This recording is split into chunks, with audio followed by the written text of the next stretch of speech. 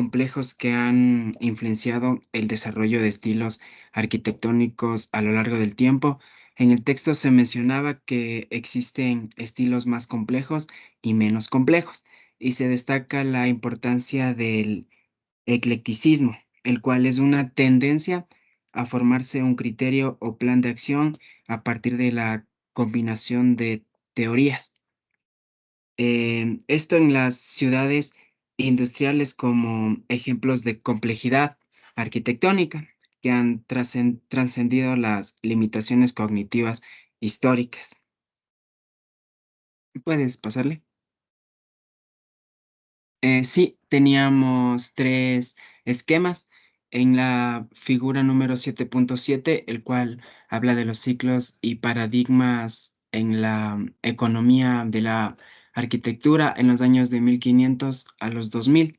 En este gráfico busca visualizar la variedad en la complejidad de diferentes estilos arquitectónicos a lo largo del tiempo, como tenemos el barroco, el renacimiento, el neoclásico, el eclecticismo, el funcionalismo y el posmoderno. Se observa una diversidad de formas y niveles de detalle en los diferentes estilos representados, lo que sugiere una evolución en la complejidad visual de la arquitectura a lo largo de la historia. Este gráfico muestra un intento provisional que representa el espectro de complejidad.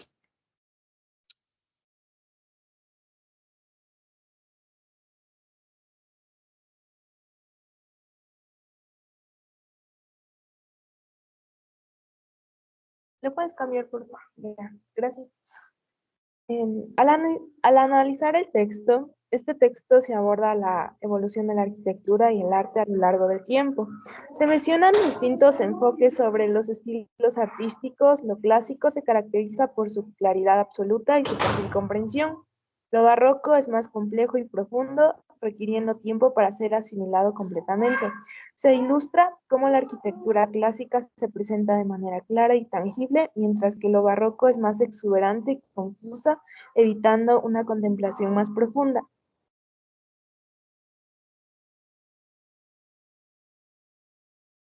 Continuando con el análisis de las figuras o gráficos que se encuentran en el libro, tenemos el gráfico 7.7, que son los ciclos y paradigmas en la economía y la arquitectura en los años 1500 hasta los 2000. Ahí se puede observar una evolución de la complejidad visual de la arquitectura a lo largo de la historia, como desde los estilos más simples hasta también encontrar estilos un poco más complejos. Un ejemplo que se podría poner ahí es la arquitectura gótica, que igual se caracteriza por su complejidad y ornamentación, mientras que la arquitectura moderna, esta se caracteriza por su simplicidad y funcionalidad. ¿Puedes pasarle, por favor? Eh, bueno, continuando con la figura 7.8, tenemos los ciclos de 1750 hasta los 2000, que son los ritmos de la historia, ritmos económicos y ritmos de la complejidad arquitectónica. Y aquí se puede igual observar otra vez cómo se relaciona la complejidad arquitectónica con los ritmos de la historia y los ritmos económicos, además de que se plantea la hipótesis de que la complejidad arquitectónica está influenciada por otros factores, tanto históricos como económicos, mostrando igual estos patrones cíclicos en su desarrollo. Como ejemplo, en la figura 7.8 se puede tener lo que son las edificaciones como la Catedral de Santa María, que representan el Renacimiento. Esto pues combina elementos clásicos con innovaciones arquitectónicas. Siguiendo con la figura 7.9 de los ciclos de 500 a.C. a 2000, nos habla que aquí se analiza lo que es la complejidad visual en la arquitectura contemporánea, donde se pueden identificar nuevas tendencias y enfoques en lo que es el diseño arquitectónico. Aquí también podemos encontrar diferentes edificaciones contemporáneas donde se ilustre esta complejidad visual, como por ejemplo tenemos el Museo Guggenheim en Bilbao, que se caracteriza por su forma orgánica y su uso innovador en materiales.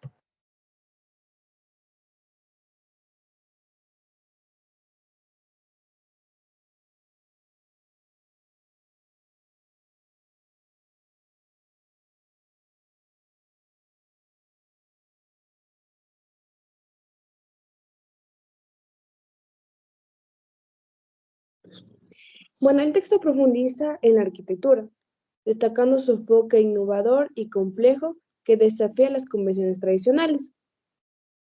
Se distingue por su habilidad para introducir elementos que generan una sensación de movimiento, cambio visual en el espacio construido, lo que ésta desafía la percepción estética y crea experiencias dinámicas para quienes interactúan con sus obras.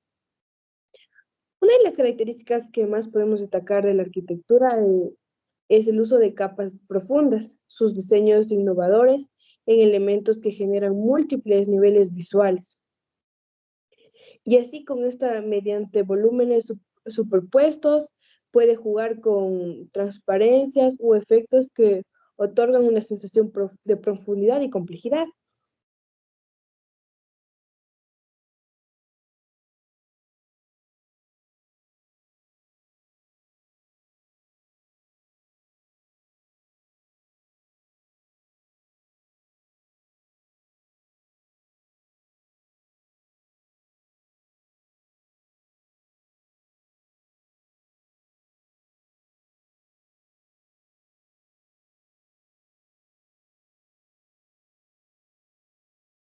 Bueno, también podemos destacar otros aspectos claves, que es la conexión de sus edificaciones con el entorno. También usa estrategias de diseño que integran edificios en su entorno de manera dinámica, creando una interacción fluida entre el interior y el exterior. Esta integración nos ha ayudado a considerar estéticamente, sino también que refleja una sensibilidad hacia el contexto ambiental y social. Se establece una conexión entre la arquitectura y el movimiento, ciertas afinidades con la arquitectura postmoderna, que desafía las normas de simplicidad y funcionalidad en forma de una estética más, y esto es con el fin de trabajar distintos enfoques, con singularidad y el enfoque en la complejidad visual.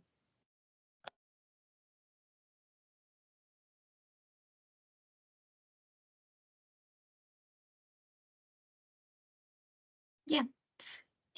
Como conclusiones, tenemos que la arquitectura experimenta cambios en su complejidad visual a lo largo del tiempo, influenciados por eventos socioculturales y posibles relacionados con ciclos económicos y avances tecnológicos. Sin embargo, se necesitan más investigaciones para comprender completamente estas relaciones y su impacto en el diseño arquitectónico. La crítica de la arquitectura posmoderna por parte de Covarrubias puede destacar su capacidad para, perdón, desafiar las normas establecidas por el modernismo y promover la estética más ecléctica y ornamentada. Esta apreciación puede reflejar la valoración positiva de la diversidad estética y la expresión visual en la arquitectura contemporánea. Ella también se logró deducir que lo clásico es más para lo monótono, es decir, que es lo más fácil de comprender a la primera vista y lo más fácil que es para nosotros captar esa clase de información, a diferencia de lo barroco, que se necesita más tiempo para comprenderlo, es un poco más complejo y a veces puede llegar al caos del diseño. También hace referencia que en la arquitectura también se basa en las necesidades de las personas y que, bueno, nosotros como diseñadores nos basemos en el concepto al que nosotros queremos llegar con el crear.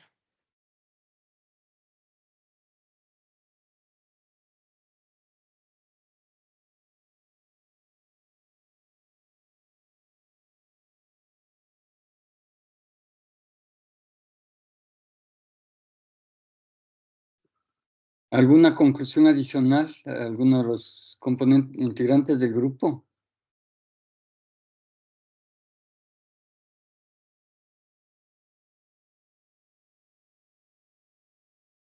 ¿Para qué les puede servir este modelo de análisis?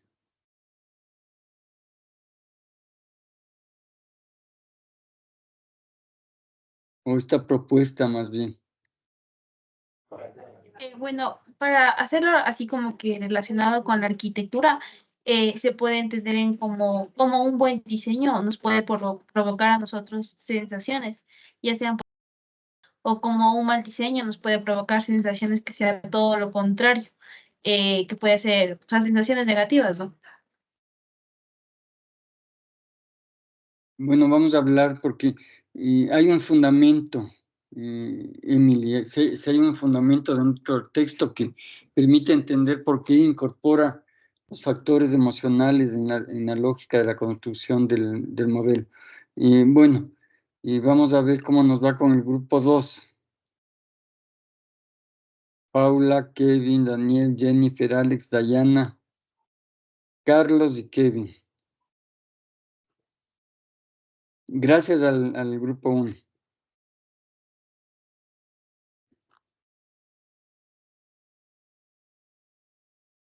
Un poco más contundentes en las conclusiones. Y por supuesto el análisis tiene que ver también con eso, ¿no?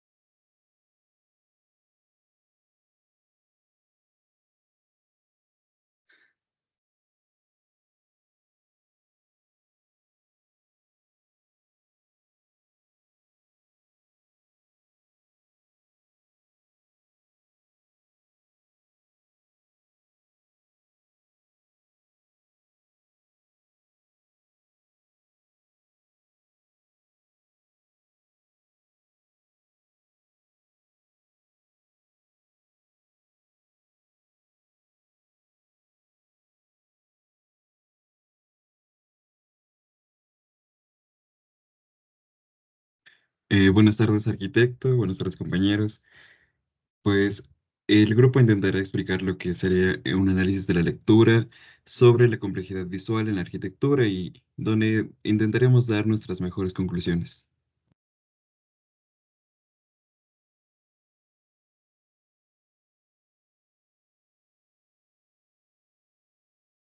Bueno, en el análisis de la lectura hemos analizado que este tema analiza la complejidad visual de la arquitectura, en donde se hace referencia a diversos estudios y análisis relacionados con la legibilidad de los paisajes urbanos. Covarrubias examina cómo los arquitectos tienden a utilizar diferentes técnicas para crear edificios que de cierta forma cautiven y desafíen la percepción de las personas. O sea, nosotros como grupo hemos logrado identificar varias características de los mismos, de las cuales les vamos a exponer. Por ejemplo, tenemos al dinamismo, el cual hace uso de elementos que generan un sentido de movimiento. En este también se puede hacer uso de formas dinámicas, como se puede ver en la imagen de la derecha. Luego tenemos a la profundidad, en donde la arquitectura hace uso de diversas capas para generar una profundidad visual, ya sea a través de volúmenes que se sobreponen entre sí o utilizando efectos de transparencia. También podemos encontrar los contrastes, que también hacen uso de la luz y la sombra, o también de la transparencia y la opacidad, con el fin de crear experiencias estéticas y enriquecedoras. Siguiente diapositiva, por favor.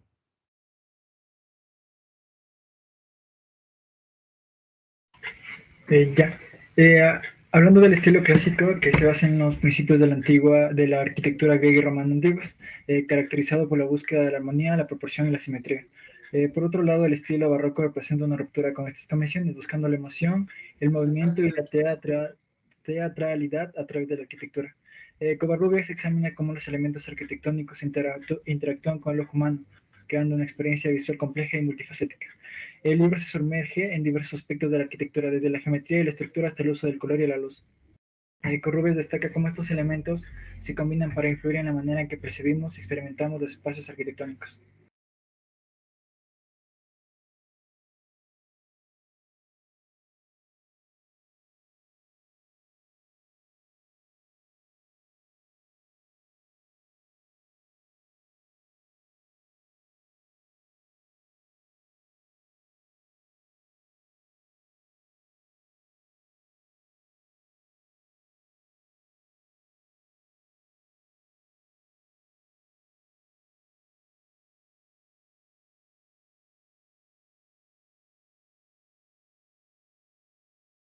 Ya, bastante este tema se llevó en lo que es la arquitectura y cómo esto afectó bastante la visión de cómo tiene la sociedad de esto. Por ejemplo, la arquitectura, nosotros podemos verla que es indispensable para la salud, ya que estando bien o estando mal diseñada, esa nos puede beneficiar o perjudicar a nuestra salud, ya sea con el clima, ya sea con materiales, etcétera.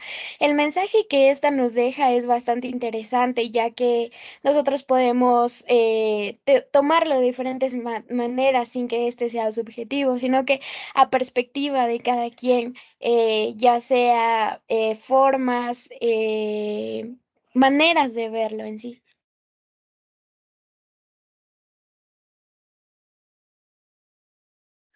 Bien, como podemos ver, tenemos algunas palabras que hemos destacado y quiero recalcar la palabra evolución, porque la palabra evolución hace como una referencia a un cambio y el desarrollo en los estilos arquitectónicos a lo largo de este tiempo. En este texto podemos ver cómo se menciona que en la complejidad visual de la arquitectura, que ésta ha estado a lo largo de la historia, pasando por estilos como en el texto se menciona el clásico, el barroco, el moderno y el posmoderno. Son cambios de estilos arquitectónicos que reflejan lo que fue en ese entonces la estética, las técnicas y sobre todo las influencias socioculturales. Y a partir de esta palabra podemos ver que se refleja en otras dos, que sería la palabra diseño. En la palabra diseño podemos tener que muchos aspectos, como sería el aspecto visual, la innovación, la funcionalidad, incluso la simplificación. Y la otra palabra sería estilo. Los estilos hacen referencia a las diferentes corrientes arquitectónicas que influyen en la variedad de la complejidad visual, donde se encuentra la diversidad estilística, la evolución estilística, la identidad visual y sobre todo que sería que cada estilo arquitectónico tiene una identidad visual única, que se expresa a través de la elección de elementos decorativos, las proporciones o los detalles constructivos. Cabe recalcar que los estilos arquitectónicos no solo son expresiones visuales, sino que también reflejan aspectos culturales, sociales y políticos de su tiempo. Que permite contextualizar la evolución de la arquitectura y comprender cómo los estilos complejos han influido en diferentes épocas y culturas. También es una mezcla intrigante de los estilos históricos contemporáneos que se entrelazan para crear una experiencia visual única, desde antiguas estructuras prehispánicas hasta modernos edificios. Cada elemento cuenta una historia fascinante en cada lugar donde esté representado. Es un estilo que crea una riqueza visual incomparable. Su mezcla de estructuras prehispánicas, modernas, estas me ofrecen una experiencia que cautivan a quienes la exploran.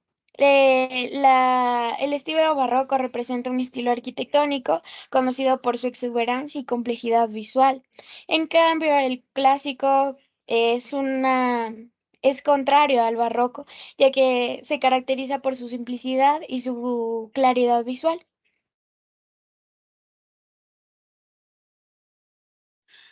Y como tenemos la palabra complejidad, sería que existen, como por así decirlo, niveles de complejidad de que puede mencionar el texto, que se divide en varias escalas que van desde la macroestructura general de los espacios, los detalles ornamentales, las texturas, que luego también estaría la evolución de esta, que básicamente destaca la complejidad visual en la arquitectura, que esta ha variado a lo largo de todo el tiempo.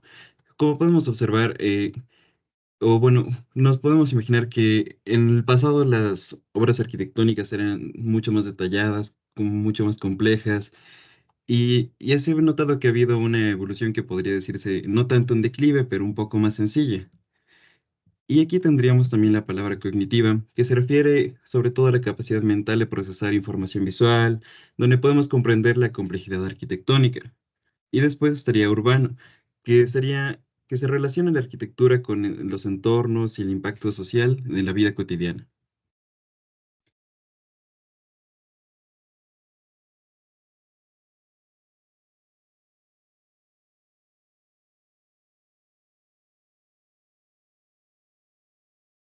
Bueno, nos hemos tomado nosotros el tiempo de realizar como ejemplo un diagrama de flujo en donde hemos puesto la dificultad de los diseños arquitectónicos.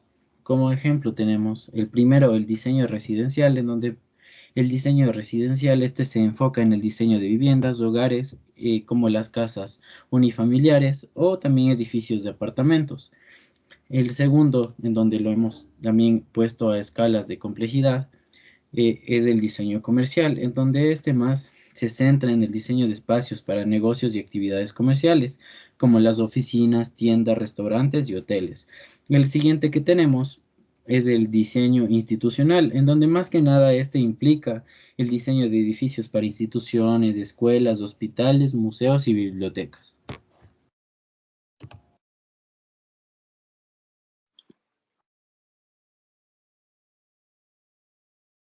A continuación vamos a conocer algunas conclusiones que hemos podido extraer del libro.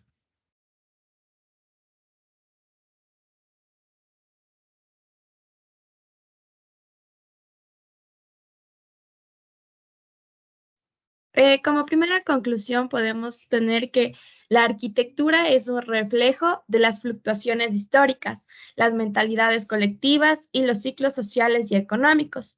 Estos elementos influyen en la complejidad visual de las estructuras arquitectónicas a lo largo del tiempo.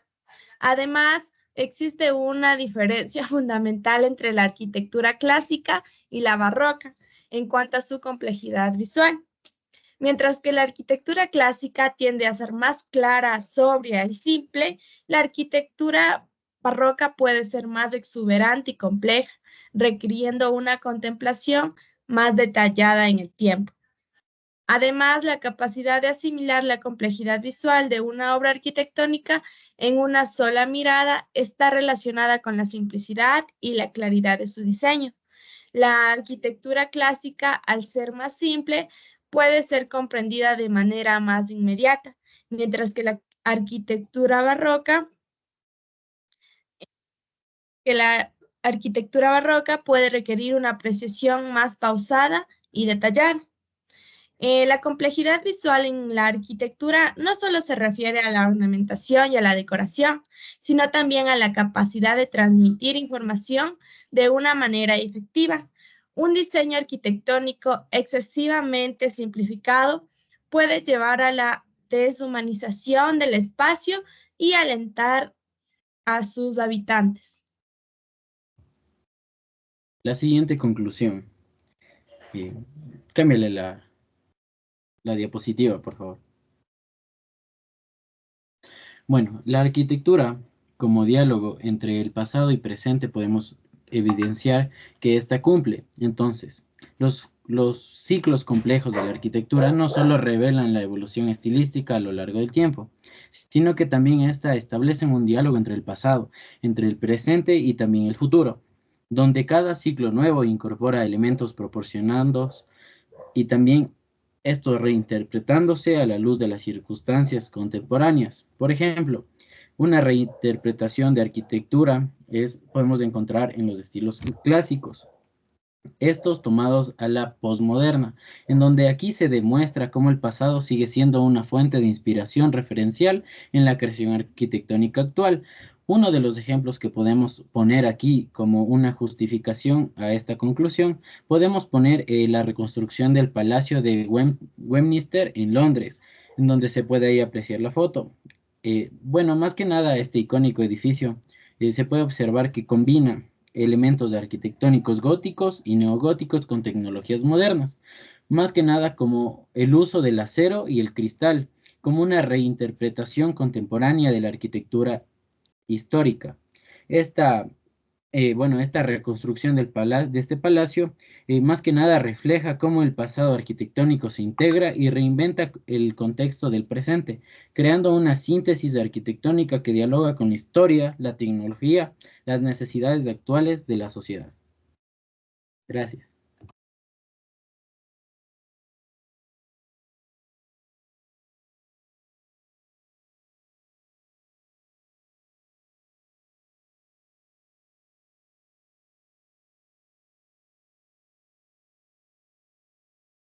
¿Concluyeron ya?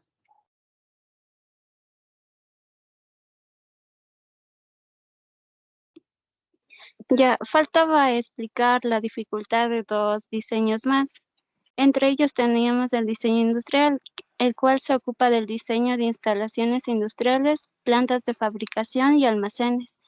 Este tiene un nivel de complejidad de nivel 9, ya que implica comprender y aplicar principios de ingeniería estructural, mecánica, eléctrica, materiales y tecnología de construcción. También teníamos el diseño de paisajismo y urbanismo. Este se enfoca en el diseño de espacios públicos al aire libre como parques, plazas y áreas de recreación, así como en la planificación y diseño de comunidades y ciudades. Este diseño tiene un nivel de dificultad de nivel 6, ya que incluye aspectos como el terreno, el drenaje, el clima y otros factores que influyen en el diseño de estos espacios. Gracias. Y la misma pregunta que el grupo anterior. ¿Cómo entienden el uso de este modelo para análisis o para el desarrollo de la arquitectura? Por ahí, Carlos mencionó algo, Jennifer también. Esa es una pregunta al grupo, pero Paula, ¿me podrías explicar cuando mencionas buena y mala arquitectura, cómo evalúas o cómo mides la buena o la mala arquitectura? Yo me refería a eso en cuestión de bienestar a los humanos, ya que, por ejemplo, si nosotros eh, diseñamos, por ejemplo, con ventanas que se ven siempre, que están en un lugar donde te entra todo el tiempo sol y el lugar se vuelve muy cálido, que te fatiga mucho, yo creo que se podría percibir como un mal diseño. Entonces, a eso me refería. Sí, pero ¿cómo se evalúa? ¿Cómo se mide?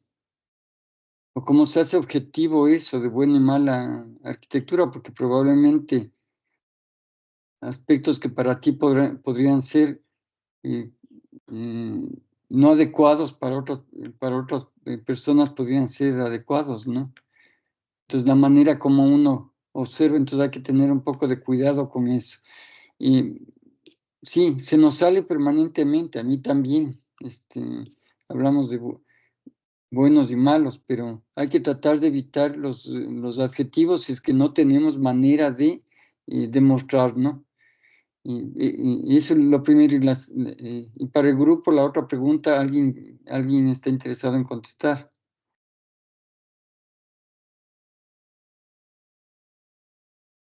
Kevin Toapanta no estuvo en el grupo, ¿no?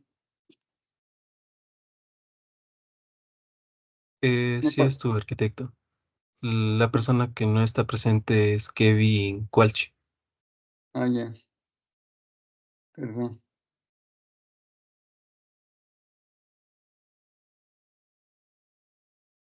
¿Él es el que está faltando? ¿Me puede repetir la pregunta? Sí, justo se me entrecortó.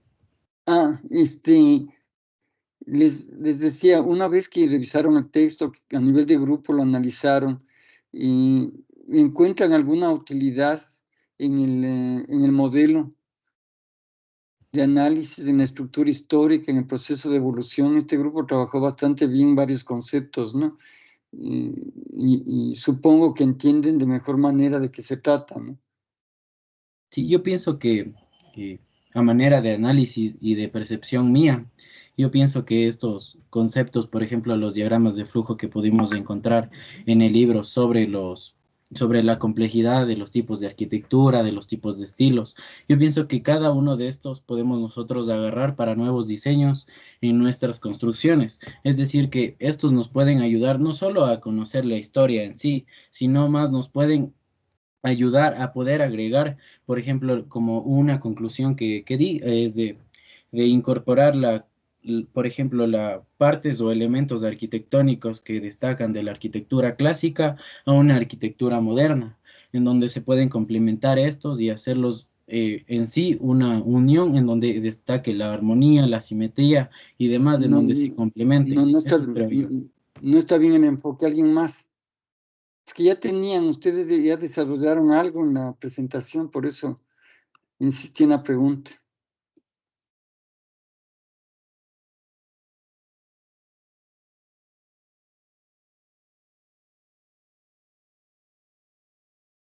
No, ok, nadie. Y vamos con el grupo 3 entonces, por favor. Está Adriana, Ángel, Alison, Aldair, Juan Carlos, Edwin, Moema y José Isaac.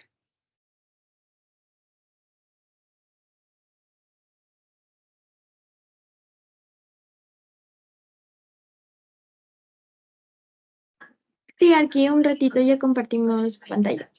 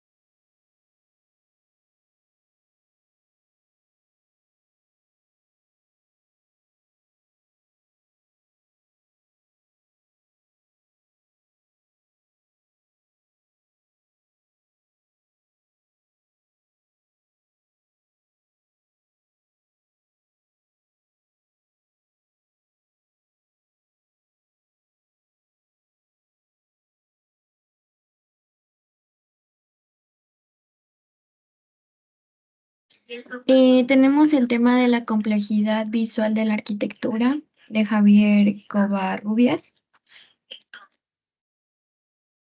El análisis en sí se basa en que es un libro interesante que explora la relación entre la complejidad arquitectónica y su impacto en los seres humanos.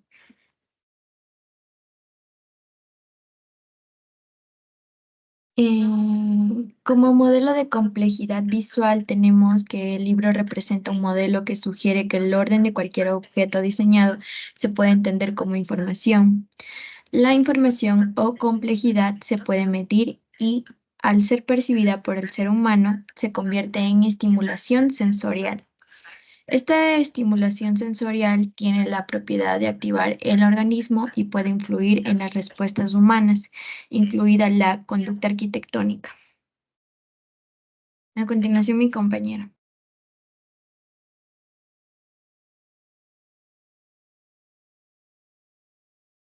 Teoría matemática de la información. El autor se basa en la teoría matemática de la información para medir la complejidad visual de la arquitectura. Esta complejidad puede entender como la cantidad de información contenida en un objeto arquitectónico. Cuanto más complejo sea el diseño, más información visual contiene.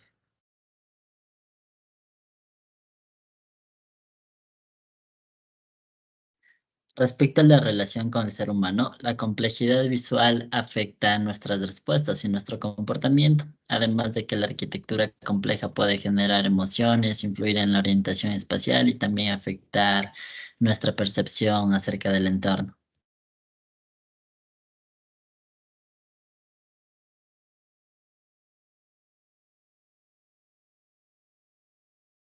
A continuación, el análisis de las gráficas. En estas gráficas se puede observar primeramente, gracias a estos esquemas se puede constatar que ciertos estilos son más o menos complejos que otros, y esto nos ayuda a darnos una noción.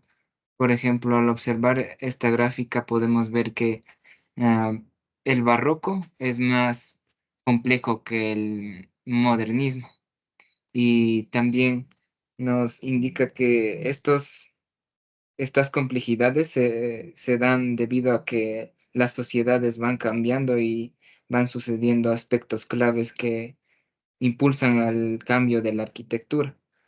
Y, por ejemplo, nos dan a arquitectos que se relacionen con estos conceptos. Por ejemplo, a Mies van der Rohe se lo relaciona con el modernismo, el cual es menos complejo y menos redundante. Y a Le Corbusier se lo relaciona con la complejidad, pero también con la sobriedad, es decir, es una mezcla de los dos.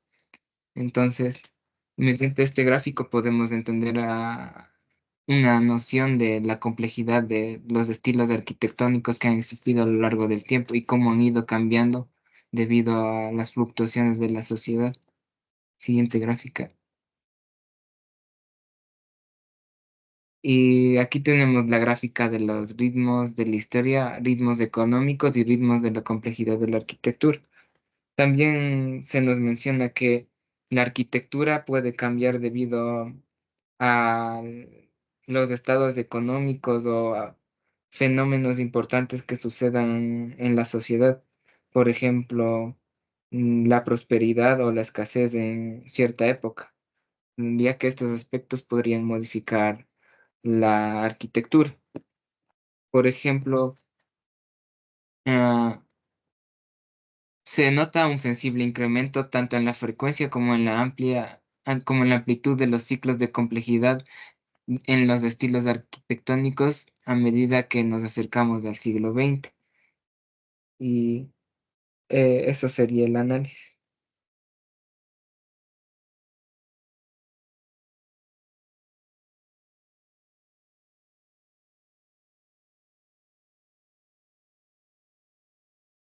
Y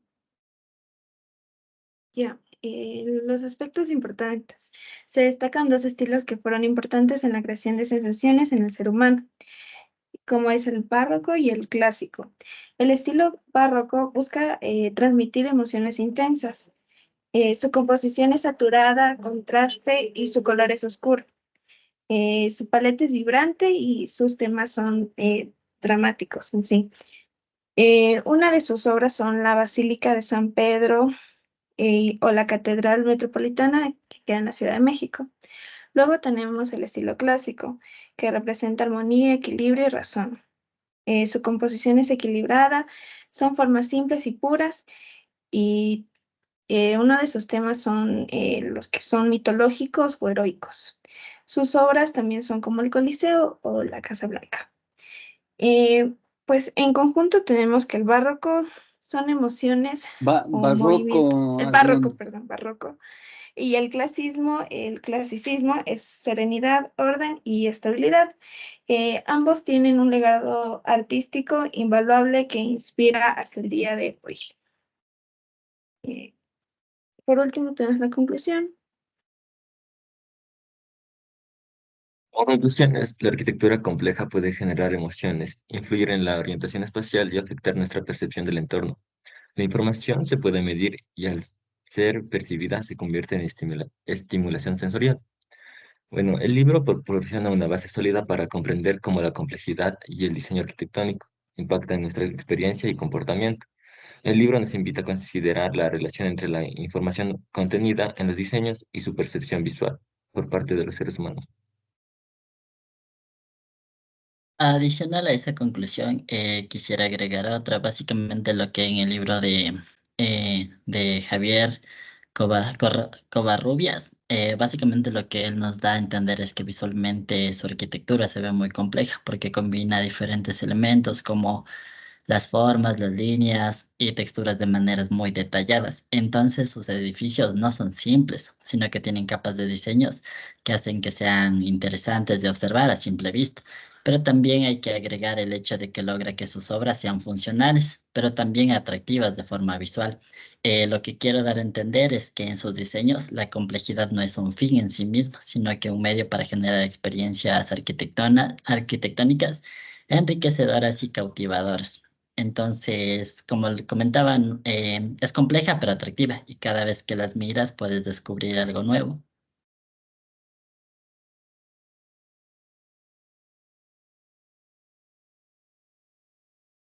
Nuevamente la pregunta.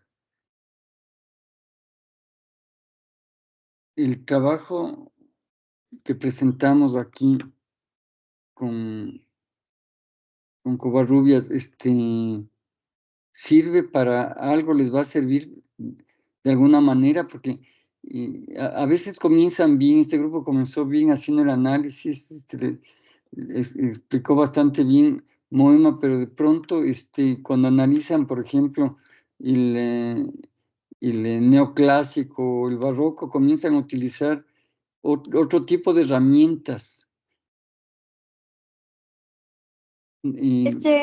Respondiendo a la pregunta, yo creo que sí nos va a servir para crear un buen diseño arquitectónico, ya que se debe ¿Qué es un buen satisfacer. diseño arquitectónico? ¿Cómo? Perdón. ¿Qué es un buen diseño arquitectónico?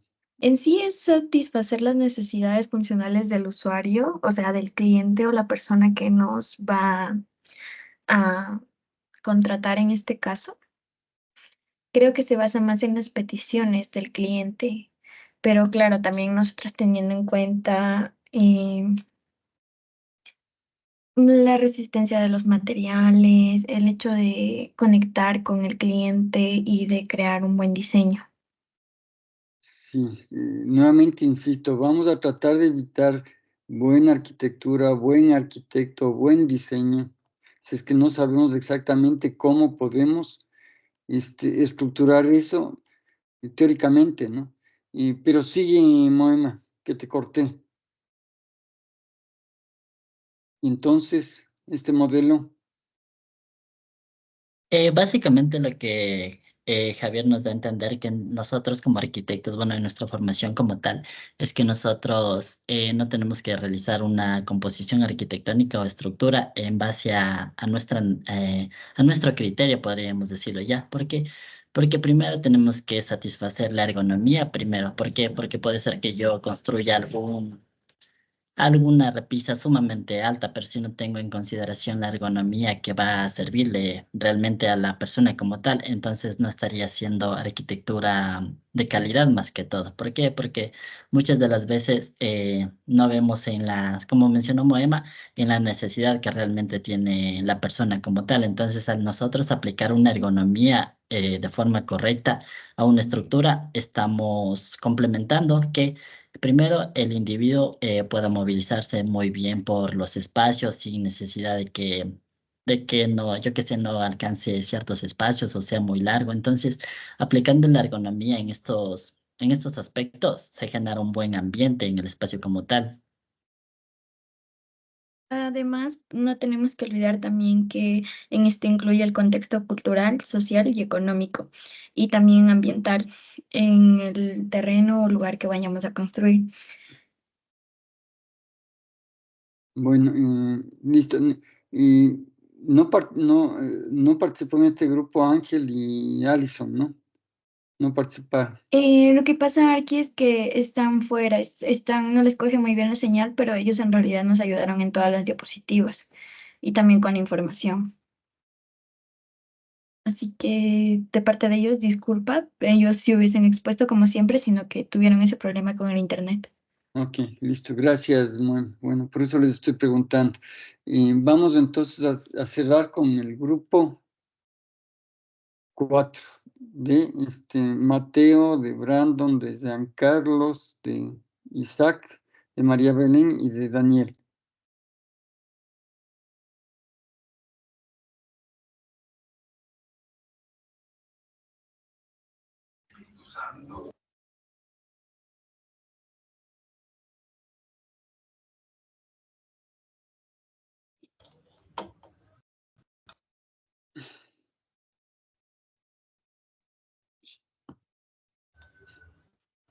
Listo, muy buenas tardes, arquitecto, compañeros. Nosotros vamos a hacer la exposición de la lectura La complejidad visual de la arquitectura.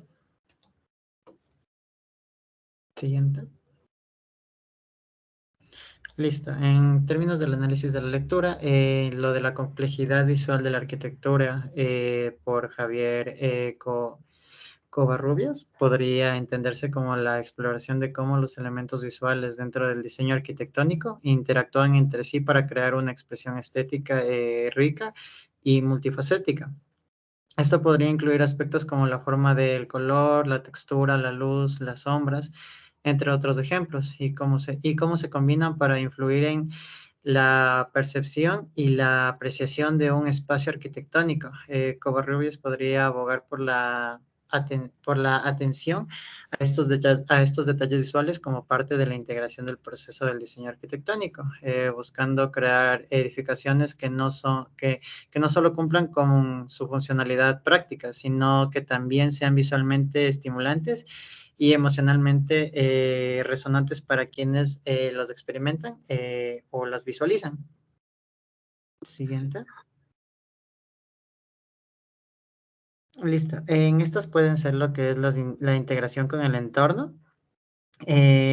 Covarrubias creía en la importancia de que la arquitectura se integra armoniosamente con su entorno natural y con la construcción en sí. Esto implicaba considerar cuidadosamente el contexto urbano, el paisajismo y cultural en el que se desarrollaba dicho proyecto arquitectónico. Siguiente.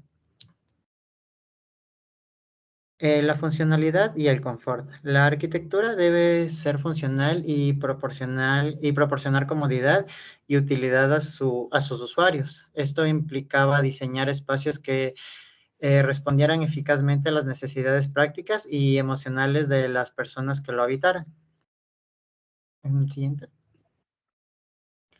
En los términos de la estética y la expresión, aunque se valoraba la funcionalidad, Covarrubias también reconocía la importancia de la estética en la arquitectura. Creía en las capacidades de la arquitectura para expresar ideas, emociones y valores, y sobre todo buscaba crear edificios que fueran visualmente atractivos y significativos.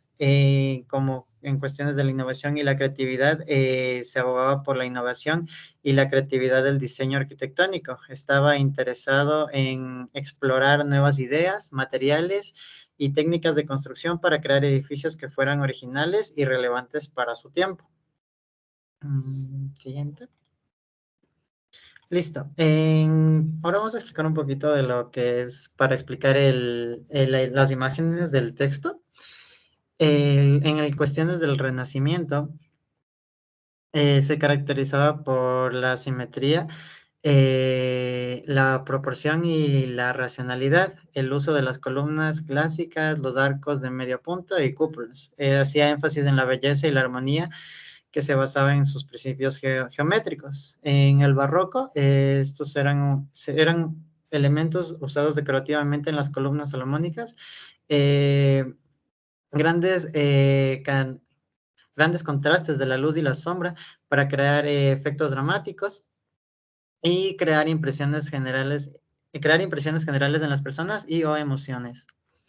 En el neoclasismo se inspiraba en la estética clásica, eficaz y la simetría con las proporciones. Estos usaban elementos como las columnas dóricas, jónicas y corintias. Siguiente.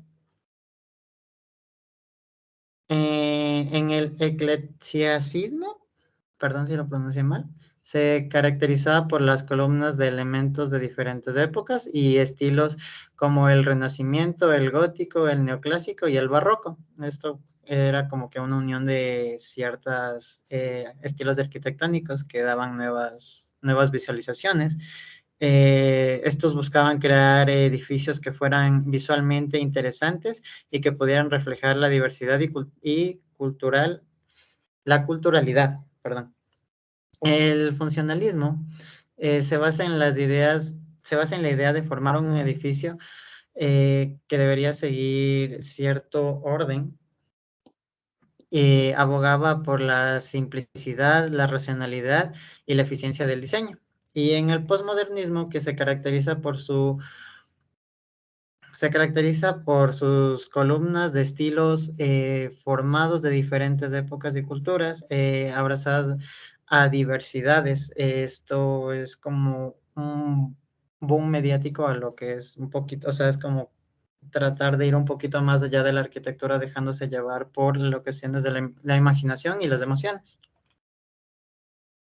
Siguiente. Y como podemos ver en el gráfico, todo esto influenció en lo que es la cierta como ramificación que se formaron en los ritmos económicos perdón, en los ritmos económicos y ritmos de complejidad en la arquitectura. Esto a lo largo de los tiempos ha ido influenciando, más que todo en la cuestión de la arquitectura. Han habido diseños que han tenido ciertos parecidos o se han basado en ciertas obras arquitectónicas para continuar con los diseños y han ido evolucionando en lo que ahora conocemos como la arquitectura que nosotros vemos a lo largo. Los ejemplos podrían ser de cómo de ciertas ciudades o de ciertas arquitecturas antiguas van tomando forma las ciudades, construyendo alrededor de ellas o mismo al lado de dichas obras arquitectónicas. Listo. Bueno, a continuación tenemos un esquema en el que se puede evidenciar este tema de la complejidad de la arquitectura basándonos en diferentes perspectivas. Como primero tenemos la arquitectura, la cual se refiere al diseño y la construcción de edificios y espacios, que esta puede variar desde estructuras simples hasta complejos diseños urbanos. Los estilos arquitectónicos son los diferentes enfoques y características que definen el diseño de los edificios. Cada estilo tiene sus propias influencias históricas, estéticas o culturales. En la complejidad visual, esta se refiere a la riqueza de detalles y los elementos visuales presentes en la estructura arquitectónica. Esto puede incluir una interacción entre las formas, las texturas, los colores, luces y sombras, que crean una experiencia visual dinámica y envolvente para quienes pueden observar el edificio. Los elementos visuales, que son los componentes individuales que contribuyen a la estética y perspectiva de un edificio. Estos pueden incluir características como la forma, la escala, proporción, simetría, ornamentación y materialidad. Cada de estos elementos visuales puede ser utilizado de manera creativa para expresar conceptos arquitectónicos y comunicar una narrativa visual. La identidad cultural, basándonos en esto de la arquitectura, se puede reflejar en los estilos arquitectónicos, materiales utilizados y técnicas de construcción, y los motivos ornamentales que son específicos de una región o una cultura en particular. Y por último tenemos a la experiencia del usuario, que quiere decir del cómo estas personas interactúan y se relacionan con un espacio arquitectónico. Esto puede incluir aspectos como la funcionalidad del edificio, accesibilidad, seguridad y la atmósfera general del entorno en el que está construido. Gracias.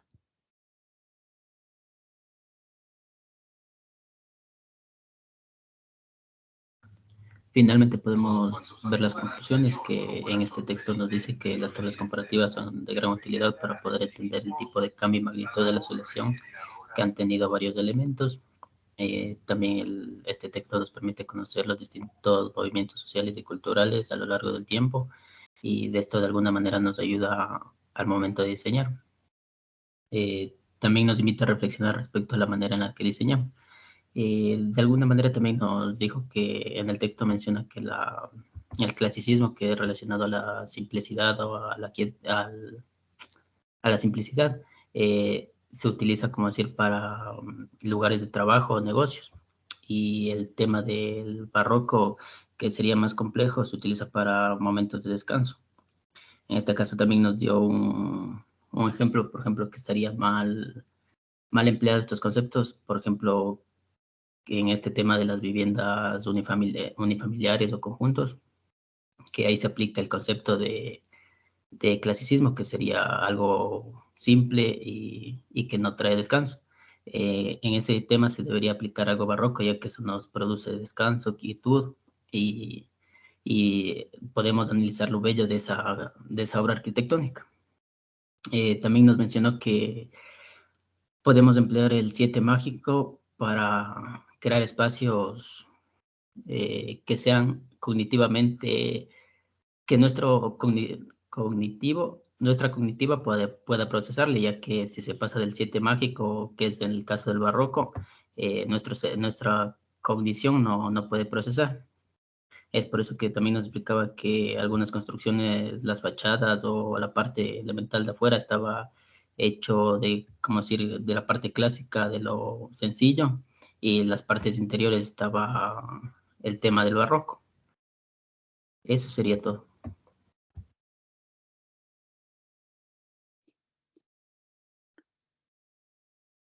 Bueno, igual que a los otros grupos, pero creo que este grupo tiene no más claro, sino bastante más claro. Y este trabajo que desarrollamos con Javier Covarrubias,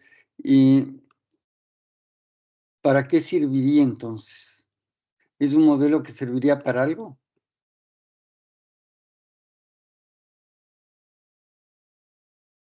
Según yo sí, no, porque de alguna manera nos da una guía, como decir, para poder aplicar estos conceptos a los diferentes contextos sociales.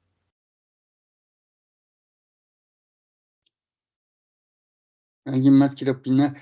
¿Y ustedes solamente trabajaron 3 personas? Sí, arquitecto, porque una compañera dijo que le habían cambiado de grupo y los demás compañeros, igual desde la primera exposición, no creo nada han asistido. ¿A quién le cambiaron? A la compañera Belén. No me acuerdo el nombre, era Belén. No sé si habría cómo incorporar a alguien en este grupo también, Moema. Lo que pasa es que no la cambiamos. Realmente ella siempre estuvo en el primer grupo, sino que creo que por un error se la movió al grupo de estos chicos.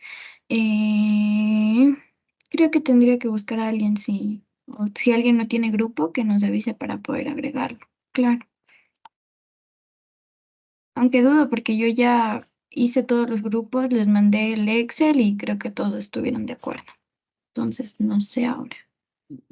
No, bueno, no sé cómo se sienta, pero de todas maneras creo que la mejor exposición de los grupos, la de los 3 de hoy día, ¿no? No sé cómo estarán los otros días, pero fue más precisa, fue un poco más al ¿cómo se llama? A lo solicitado y fue al grano, digamos, ¿no? Y te corté, estabas explicando algo, no sé si era Mateo o era Isaac.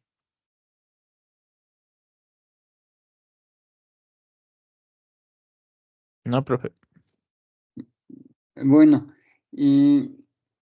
a ver, algunas ideas generales nos hemos, no sé si Melissa me ayudas después de un ratito, algunas ideas generales nos hemos comprometido con Melissa en cerrar este tema el día martes de la próxima semana en extenso. Sin embargo, varios hitos respecto a este trabajo, ¿no? Primero, exactamente igual que largo, ancho y profundidad con el que normalmente trabajamos en arquitectura, a pesar de que a veces trabajamos en 2 dimensiones, con el largo y el ancho de los espacios, y nos interesa encontrar alguna otra forma de entender la arquitectura desde otra perspectiva. Y esa manera de entender la arquitectura es a través del concepto de orden. Y para estructurar el concepto de orden, y no necesariamente en la arquitectura, pero en otras disciplinas, por ejemplo, en la termodinámica, por ejemplo, en la música, por ejemplo, en la estética, el concepto de orden está determinado por la información, por la estructura de los elementos, como se van integrando y se van cohesionando para estructurar una forma final, un evento final, un fenómeno final, ¿no? Y entonces se parte de ahí, y para eso este concepto de orden, en la física también, ¿no? Perdón, los científicos de otras disciplinas encontraron el concepto de la teoría matemática de la información. Esto es no solamente que yo puedo entender el orden, sino que yo también puedo medir el orden. Y mido el orden a través de la cantidad de información. ¿Quién se imagina cuál es la medida de la información? Es una medida que utilizan ustedes cada segundo de su día. ¿Cuál es la medida?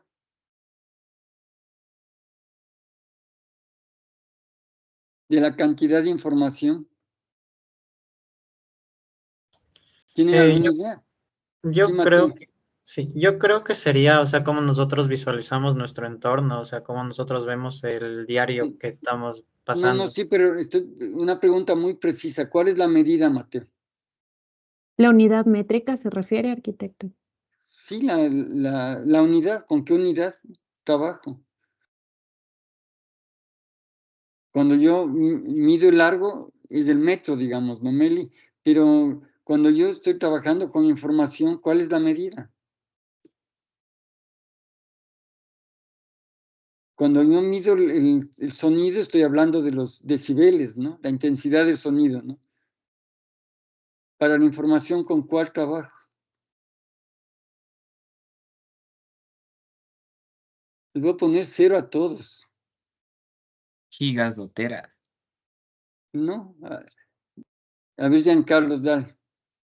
Con el IQ, o sea, el coeficiente intelectual. ¿No?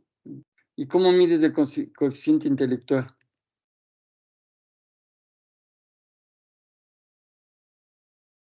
¿Cómo mandan ustedes la información en las computadoras o en los teléfonos móviles? Número.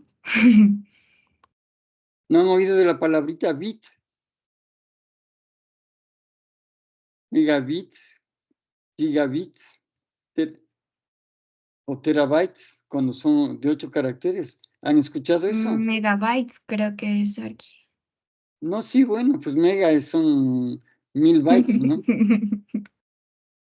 Pero la unidad es del byte. ¿Cómo ven? La usan continuamente y no saben para qué sirve. Pero a través de eso también se estructura el orden. ¿Y por qué se estructura así? Porque de todas maneras la arquitectura se percibe también. Y el texto habla de la percepción visual de la arquitectura. Entonces, en lugar de comenzar a analizar la arquitectura desde el largo, ancho y profundidad del objeto arquitectónico, comenzamos a analizar la arquitectura, como en el caso presente de este trabajo de Covarrubias, desde la cantidad de orden que tiene el sistema arquitectónico. ¿Por qué es importante eso? Ahí sí, Mateo, ya lo dijiste. ¿Por qué es importante tener de base la información?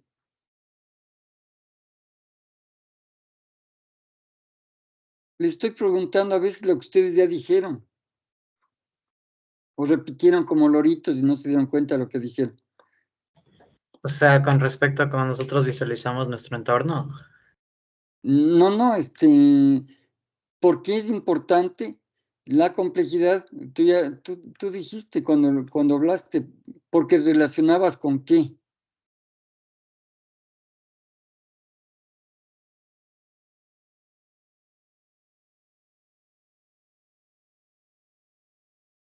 O si no, también podría ser al final de las conclusiones que habló. ¿Quién habló? No me acuerdo en este grupo. No sé si fue Daniel, creo. La complejidad con la quietud. Con la actitud. Da un poco más adelante, dale. Desarrolla la idea. Que se empleaba o sea, eso debería emplearse en la forma de vida, o sea, en la vivienda, por lo que uno pasa y después del trabajo uno lo que llegue es a descansar, entonces yo creo que ahí se debería aplicar ese caso en todo. ¿Eso se relaciona con qué? Yo les había comentado ya en una clase, les estaba previniendo a este capítulo, ¿no? Cuando hablábamos de las aulas escolares, decíamos, las aulas, vamos a aprender las aulas donde va a ser un taller, ¿no? Son dos condiciones distintas, no sé si se acuerdan. En una de las reuniones presenciales, ¿no? Porque está relacionado con el comportamiento humano, con nuestras emociones, que finalmente es más interesante, ¿no? Entonces ya no vamos a hablar de buena arquitectura, de mala arquitectura, sino de la adecuada relación de los usuarios con la arquitectura, ¿a través de qué? A través de las dimensiones más adecuadas para eso, ¿no? Sí, interviene la ergonomía, Isaac. Por supuesto que interviene la ergonomía, pero la ergonomía necesita algunas herramientas y ahí también funciona la información. Y es la misma información con la cual las computadoras se comunican. Entonces yo para comunicarme de una computadora a otra computadora, yo tengo que ordenar el elemento informativo. Lo mismo en arquitectura, yo tengo que ordenar eso.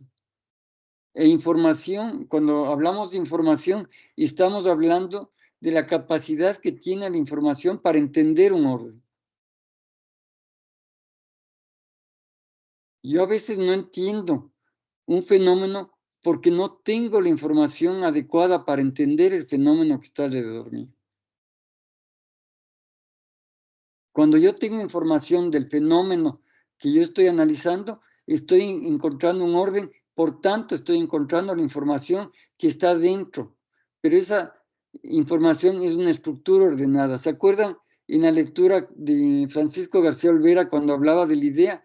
Él mete en la idea que es el elemento originario de un proceso de proyecto de diseño. Y dice que en la idea deben caber todos los elementos posibles. Entonces habla del costo, habla de todo, ¿no? De los materiales, de los procesos de transformación, de la función, de los usuarios, de todo, ¿no? Pero no es del momento que yo estoy en la pantalla de la computadora comenzando a trazar las líneas, sino antes, porque yo antes, cuando tengo que estructurar los conceptos fundamentales que digamos que terminan o se consolidan con una idea, que para Francisco García Olvera es la hipótesis de trabajo. Si es que no pasa eso, cuando yo diseño un objeto arquitectónico, no he construido teoría. He repetido un modelo que ya es normal y corriente en todas partes, ¿no? Y por tanto no va a haber un aporte. Entonces, en ese sentido, la idea del modelo con la cual Covarrubias trabaja y con la medida de la complejidad y la complejidad medida en unidad informacional, que son los bytes en unidad de tiempo, el bit en unidad de tiempo. ¿Y por qué en unidad de tiempo? Porque un objeto con más elementos va a tardar más tiempo en verse y un objeto con menos elementos va a tardarse menos tiempo en verse. Y a propósito, en el barroco, ¿cómo hacían los arquitectos para reducir la dificultad de percepción de un objeto arquitectónico? ¿Se imaginan algo?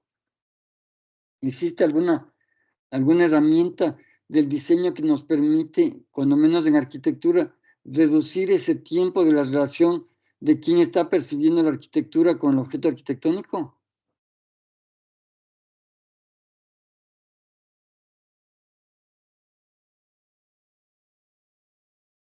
Creo que les agarramos dormidos, Melia y Día. Inclusive creo que en la siguiente clase podríamos hacer un ejercicio con no sé, con alguna obra arquitectónica, pero más que nada yo creo que ahorita a donde más deberían ir chicos es y tener muy en claro que para mí el resumen más claro de este texto es que explora la relación entre la capacidad cognitiva humana, por así decirlo, y el diseño de los objetos.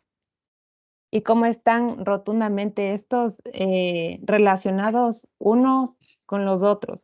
A la final, para mí esto sugiere que nuestra percepción o nuestra comprensión de lo que constituye a lo que nosotros terminamos llamando al final arquitectura, termina influyendo totalmente de manera directa.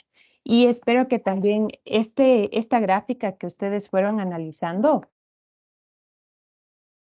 esta gráfica que ustedes fueron analizando, que a la final se resume en este cuadro tan chiquito y en esta parte tan diminuta del libro, fue producto de todo un análisis que venía por detrás.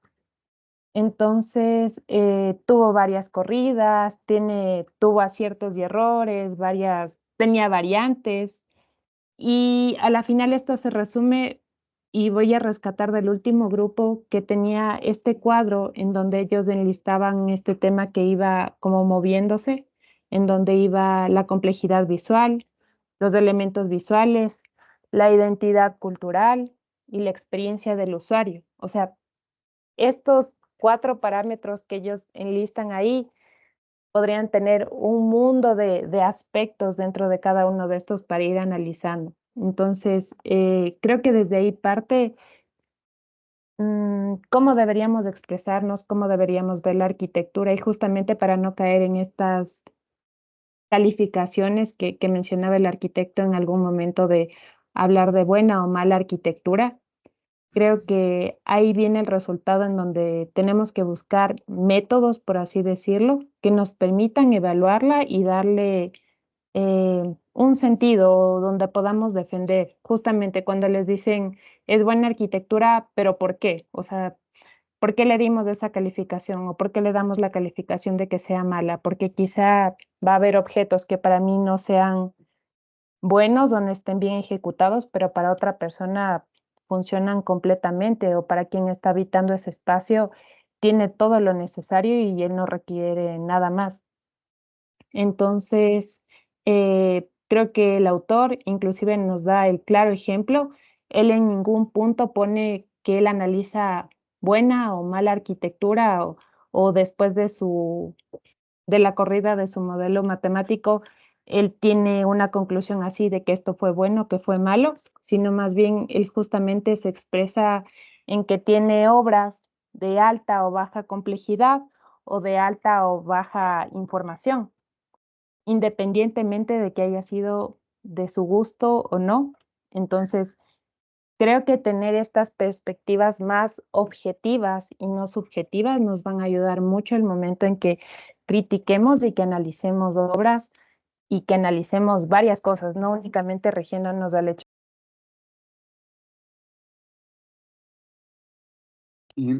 Sí, es un modelo de análisis también.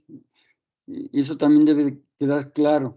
Y si es un modelo de análisis, fíjense lo que hace este cuadro de Covarrubias. Permite hacer un estudio comparado de objetos arquitectónicos. Y puedo comparar yo el objeto que sea con el objeto que sea. El autor de un objeto arquitectónico con el autor de otro objeto arquitectónico, siempre y cuando tengan unas líneas claras en sus obras arquitectónicas. Ya vamos a ver algunos casos, ¿no? Entonces ya puedo estructurar un estudio comparado, ¿no? Eso en arquitectura, y de lo que yo he revisado, no existe, pero lo vamos a hacer este semestre, ¿no? Entonces hay en medicina estudios comparados entre procedimientos, hay en derecho entre constituciones de un país con otro país, etcétera, etcétera. Hay en administración, en auditoría, pero en arquitectura, estudios comparados de objetos arquitectónicos, no, porque no nos gusta, ¿no? No es de nuestro agrado que nos estén comparando, pero en este caso estamos comparando. Ya decía Isaac, claro, hay objetos arquitectónicos que necesitan de niveles de complejidad para ciertos momentos o situaciones comportamentales de comportamiento que requieren de esos factores, ¿no? Pero bueno, creo que dejamos ahí, y Melissa, hemos hablado algo, no lo suficiente. El próximo martes vamos a comenzar con eso. Les vamos a dejar una lectura de un momento de ruptura histórico para comenzar a enfocarnos ya sobre la revolución industrial, de uno de los clásicos, ¿no? Es un texto que no solo tiene que leerse a través de de la información que nos interesa, sino también desde el aspecto de la forma como redacta el autor. Este es Hausmann, ¿no? Es un autor que, curiosamente, nuevamente se lo está utilizando para hacer los análisis, algunos análisis históricos, ¿no? En distintas disciplinas. Entonces vamos a analizar un texto de la Revolución Industrial. Ese es el primer caso. Les había comentado al iniciar la clase, antes de que lleguen todos, que tenemos que quedar en un horario entre todos para no estar preguntando una y otra vez a qué horas comenzamos, ¿no? Y nosotros tenemos un horario que es a las 4 de la tarde, por solicitud de algunos de ustedes, lo movimos para que no tengan los huecos, pero después vemos que hay conflictos y problemas, no tenemos ninguna dificultad en regresar a las 4 de la tarde, pero ustedes nos dirán, ¿no? Y no sé, Moema, y el resto de compañeros o el resto de coordinadores, si tienen alguna idea, para llegar a un acuerdo ahorita ya de una vez. Pues yo creo que como hoy hubo este inconveniente y creo que todos quieren volver al horario de 4 a 7, sería eso lo que se tendría que hacer. De 4 a 7 virtual y presencial lo haríamos de 3 a 6, Ya, si ok. es lo que tanto desean, creo, la mayoría. Ya, ok. Ya, listo. No hay problema por nosotros, ¿no? Nuevamente insisto que nosotros movimos, creo que con ustedes movimos inclusive a las 2:30 algún día, ¿no? Y Es que sí, aquí todos estuvieron de acuerdo al principio y fue por eso que se manejó así y estuvo súper bien. Eh, Eso, pero de todas maneras, usted es el que entonces, decide al final del día, usted es el que dice de tal hora a tal ya hora y sí, nosotros nos acoplamos. nos vamos a quedar de 4 a 7, no hay conflicto. No sé, Meli, si tienes algún comentario de eso. No, más que nada sería eso, o sea, nos regiríamos justamente a cómo están los horarios de la facultad, que nos corresponderían esas horas y no hay ningún problema. Sí volveríamos a tener este tema de los conflictos por los cortes de luz, creo que sería de igual manera algo que nos volvería a mover los horarios, pero de igual manera llegaríamos a un consenso en donde podamos otra vez tener clases todos y que no haya ningún inconveniente. Sí, a ver, hay una manito levantada. Lady, dale. Sí, Ariki, buenas tardes. Con respecto a las clases presenciales, no sé si habría la posibilidad de hacer un poquito, había dicho que a las 3, quizás a las 2 o 2:30, porque según yo creo que la mayoría es una hora hueca muy larga hasta las 3 y ya salimos un poco tarde y es un poco peligroso. Entonces no sé si la presencial se podría adelantar, tipo 2 de la tarde, no sé si todos estén de acuerdo. De mi parte, sí. Porque ahorita, chicos, lo que podrían hacer es, si pueden, si cuando se vaya a hacer presencial se va a hacer a las 2 de la tarde, en este momento lo que podrían hacer es levante la mano la persona que no le convendría o no puede o no quisiera hacer a las 2 de la tarde. Si nadie levanta la mano, podríamos quedar a esa hora en el caso de que sea presencial.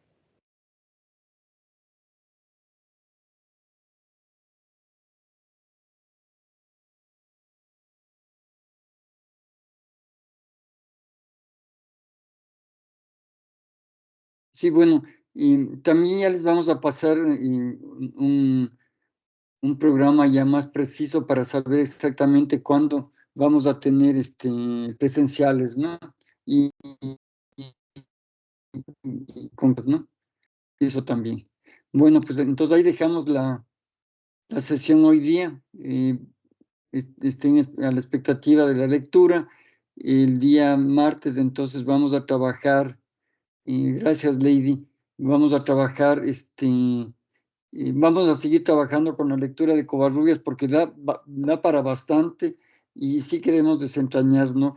Y por suerte yo creo que cuando menos el último grupo apuntó mejor hacia el objetivo de la lectura, pero todavía nos falta un poco más, ¿no? Entender exactamente cómo medimos un objeto arquitectónico. Quizás ahí, Meli, lo que tú dices, preparar algún objeto y comentarles a los alumnos cómo hacemos nosotros los cálculos de complejidad de los objetos ahí, ¿no? En nuestros estudios, en nuestras investigaciones, ¿no?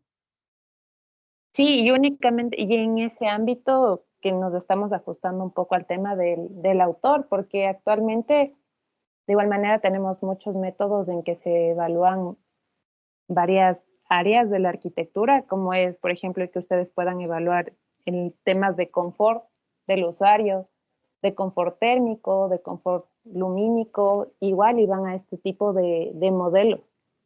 Pero sí, o sea, ahorita que estamos trabajando justamente con este texto, podemos llegar a analizar mejor este modelo.